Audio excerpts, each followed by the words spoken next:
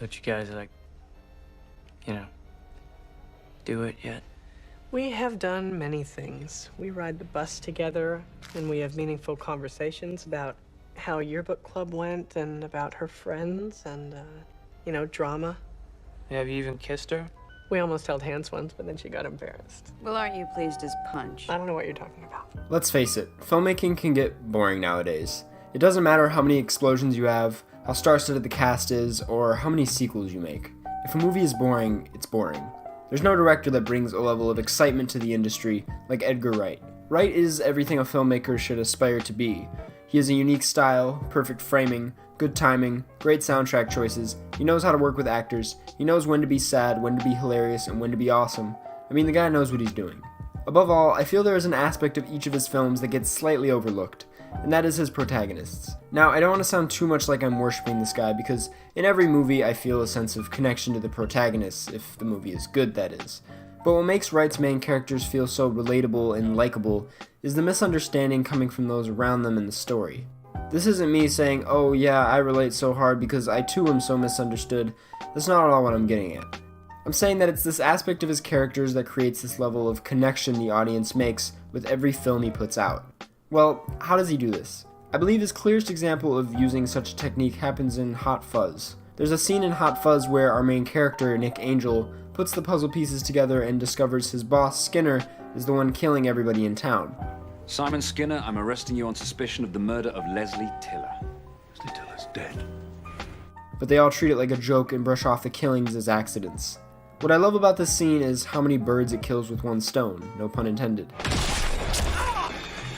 We feel for Nick as we, the audience, saw through his perspective that these were, in fact, murders. We grow a hate for his coworkers, especially his boss and Skinner, and we gain a sense of sympathy right about here. Why were you there? I was buying Constable Bottoman a Japanese peace lily for his birthday. What absolute horseshit. It's this style of filmmaking that I can truly appreciate when watching an Edgar Wright film. It happens in basically every other film of his as well. Shaun of the Dead, when Shaun has to kill his own mother, we grow a stronger appreciation for Shaun's ex for stepping up to the plate. We grow a hatred for David for volunteering to kill his mother and basically acting like a douchebag the whole scene. And of course, we're incredibly connected and sympathetic with Shaun. This happens in Baby Driver as well, when Baby and his crew are at the diner and he can't act like he knows Deborah. We feel bad for Baby, we hate bats, and we're of course sad for Deborah because she has no idea what's happening. You get the point. Scott Pilgrim is the only film that isn't as clear as this. Instead of Scott being misunderstood, it's more of him misunderstanding the world around him throughout the entire film, still allowing the audience to connect with him the same way we do every other character in Wright's catalog.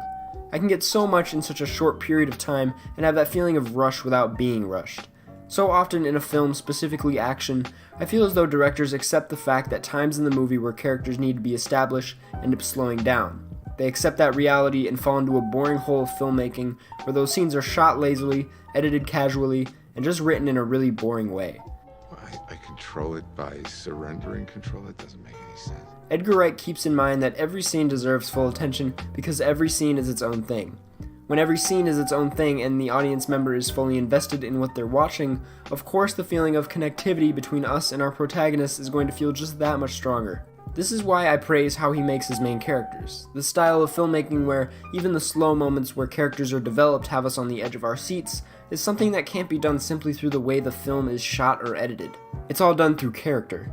You can't edit like Edgar Wright for Mission Impossible or The Matrix or any other action film because Ethan Hunt isn't Nick Angel and Neo isn't Baby.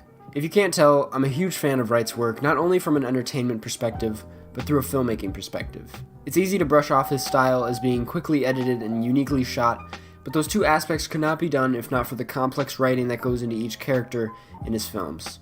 As always, go watch a movie, preferably Baby Driver if it's still in theaters, and thank you for watching.